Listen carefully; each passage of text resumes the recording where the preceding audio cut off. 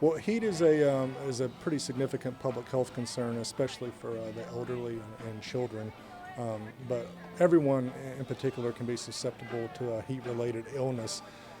So it's very important that people monitor the temperatures when they're outside and the activities that they're doing. So when we think about heat-related illness with the general public, the two major ones that we're concerned with are heat exhaustion and heat stroke. Heat exhaustion is where we see the body profusely sweating. They're losing a lot of water and salt through sweat, and they could become irritable. You could see nausea, vomiting, dizziness, headaches. That you could actually see fainting along with it, and also increased thirst. With heat stroke, what we're seeing is the inability for the body to cool itself by its own natural mechanisms, i.e. sweat. So while we could see some of the same symptoms that we see with heat exhaustion, with heat stroke, it's more of a medical emergency, especially for the elderly and children, because with heat stroke, we've lost our ability to maintain our own body temperature.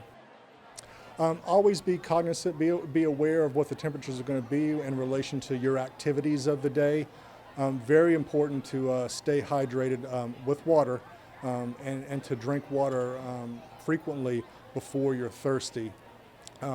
If you have to be outside during these hot temperatures in the sunlight, obviously wear sunscreen, and it's important to take periodic breaks, throughout the day and return to cooler temperatures. When we think about medications with regards to heat-related illness, the two things we're worried about is how the medications are going to exacerbate the heat symptoms, and also the storage and handling of the medication.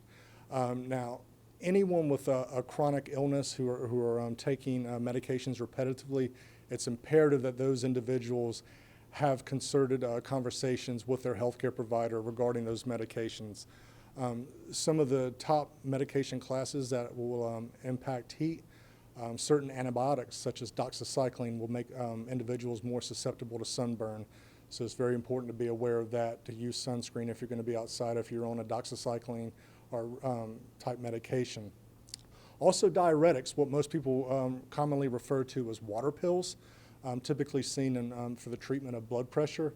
These types of medications cause the body to lose water, which is, its intended purpose. But if you're going to be in highly heat type environments, then you need to be cognizant of that, because you're going to sweat more, lose water more. Also, blood pressure, generic blood pressure meds like ACE inhibitors, any medication that will lower the blood pressure could cause fainting more readily in a hot environment. Certain mental health medications, such as medications for depression, can dry the skin out and also make the body sweat more.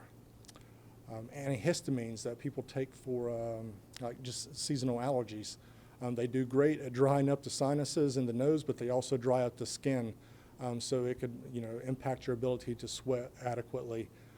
So these types of medications are always a cause of concern, especially in hot environments. So again, it's imperative that individuals have those conversations with their healthcare providers, with the pharmacists, and then also the storage and handling of medications. For example, let's say I'm a type 1 diabetic and I'm required to take insulin shots. If I know I'm going to be out at the city park all day, or just out in the environment in general, I can't just bring my insulin with me and leave it there. And the storage and handling and keeping it within proper temperature is going to be imperative. So heat-related illness in general, you're going to see profuse sweating. You're going to see elevated body temperature.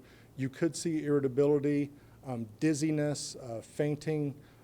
You could see nausea and vomiting along with it, and increased thirst. So it's very imperative to be cognizant of those signs.